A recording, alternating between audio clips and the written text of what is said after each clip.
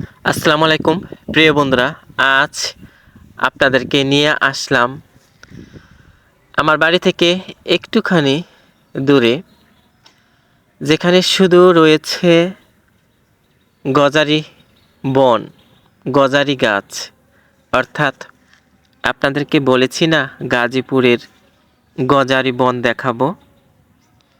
আজকে যেখানে নিয়ে যাচ্ছি সেখানে শুধু গজারি গাছ আর গজারি গাছ। আমার বাড়ির চারপাশেই তো রয়েছেই। একটুখানি দূরে আসছি, যেখানে আমাকে প্রতিদিন যেতে হয় বা আসি। ছোটবেলার স্মৃতি তো শেষ নেই, কারণ এই বন জঙ্গল এগুলোর মাঝেই আমাদের বেড়ে ওঠা।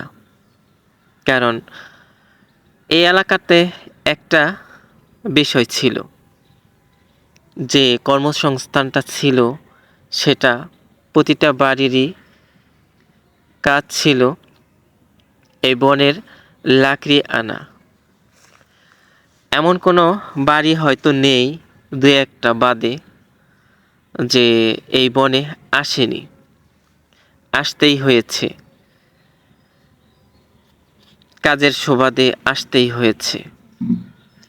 তারপর ধীরে ধীরে যখন বড় হয়েছি তখন হয়তো কাজের ধারা চেঞ্জ হয়ে গিয়েছে। দেখা যাচ্ছে তখন আর সেই পূর্বের কাজকর্মটা রয়নি বা থাকেনি। আর বর্তমানে তো আরও উন্নত, কারণ এখন তো সব জায়গাতে শুধু মিল্ক ফ্যাক্টরি, বাড়ি ঘর।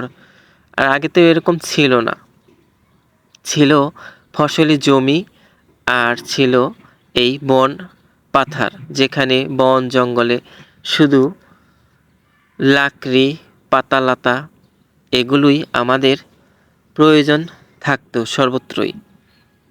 যাই হোক, হেঁটে চলছি সেই গজারি বনের উদ্দেশ্যে। আবার সেখানে দেখব যে অনেক ছেলেমেয়েরা খেলা করছে, কারণ ওইখানে দেখা যাচ্ছে খেলা করে। এর জন্য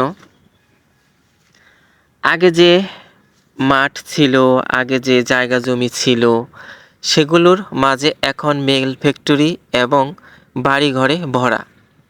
খেলাধুলা করার মতো কোনো স্থান এখন আর নেই। এই যে দেখাচ্ছি, ওই যে দেখেন খেলা করছে পোলাপানগুলো, ওইখানে হয়তো কম দেখা যাচ্ছে। রোদ এক সাইডে অন্ধকার চলে আসে, আবার অন্য একটা সাইডে দেখা যাচ্ছে পরিষ্কার দেখা যায়।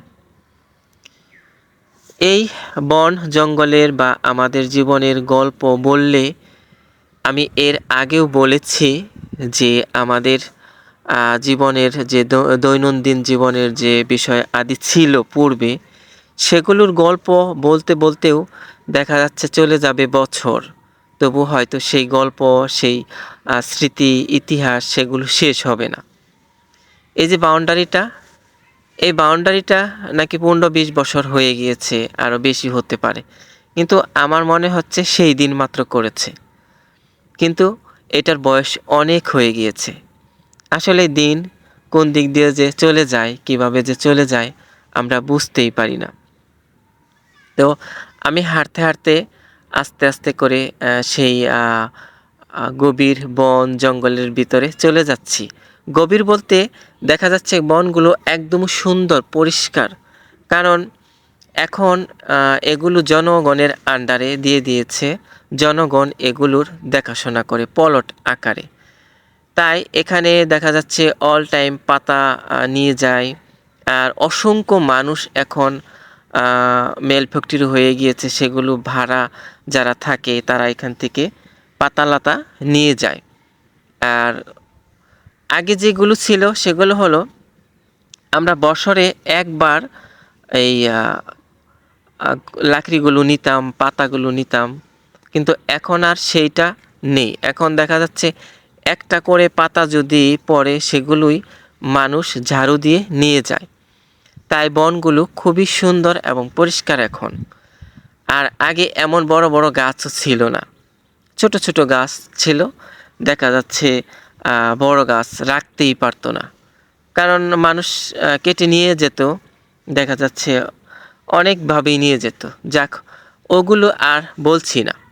তবে যেগুলো বলছি আসলে বনগুলো দেখেন, চারপাশে শুধু এই গজারি গাছ। তো এই গজারি গাছগুলো আমি বলেছিলাম যে গাজীপুরের, আমার একটা ইউটিউব চ্যানেলের নামই রয়েছে গাজীপুরের গজারি বন। তো সেই বনের মাঝে আসলাম। ভিডিওটা সব জায়গাতে যাবে, ইউটিউবেও যাবে, ফেসবুক পেজে যাচ্ছে, 2টা আইডিতে যাচ্ছে। দেখা যাচ্ছে আপনাদের মাঝে তুলে ধরতে চাচ্ছি বর্তমানে আমি এই আমার এলাকার প্রকৃতি এবং আমার এলাকার যে বিষয়বস্তুগুলো রয়েছে সেগুলোই। তাই আমি বলছিলাম যে আমি গজারি বনের গজারি গাছ দেখাবো, তাই আপনাদেরকে নিয়ে আসলাম আজকে এই গজারি গাছগুলো দেখানোর জন্য। কিন্তু এগুলো কিন্তু জাস্ট আমার বাড়ির পাশেই, কিন্তু আরও ভিতরে যত যাব তত শুধু এমন গজারি বন আর গভীর হবে বন জঙ্গলগুলো। দেখা যাচ্ছে আরও যত ওদিকে যাব তত বাড়িঘর নেই, মানুষজন নেই, খুব কম। 2-1 জন হয়তো লাকড়ির জন্য গিয়েছে বা পাতার জন্য গিয়েছে, এরকম। তাছাড়া মানুষ কিন্তু খুবই কম। আমি নিজে নিজ এলাকার ছেলে, তারপরেও এখন বর্তমানে ভয় হয়, কারণ এখানে অসংখ্য বাহিরের লোক রয়েছে বর্তমানে। আর আগের মতো সেরকমটা আমরা ইজি ফিল করি না, যে দেখা যাচ্ছে যে কোনো সমস্যা নেই বা কোনো ভয় নেই। কিন্তু দেখা যাচ্ছে আসলে যত মানুষ আমদানি হয় ততই কিন্তু অনেক কিছুই বেড়ে যায়। যাই হোক, ওই যে ওখানে ছেলেরা খেলা করছে, ক্রিকেট খেলছে। যাই হোক প্রিয় বন্ধুরা, আজকের ভিডিও বা গল্পগুলো এখানেই রেখে দিচ্ছি। আবার আরেকটা ব্লগে হয়তো দেখাবো আরেকটা পার্টে আরও গজারি বনগুলো। ততক্ষণ সবাই ভালো থাকেন, সুস্থ থাকেন।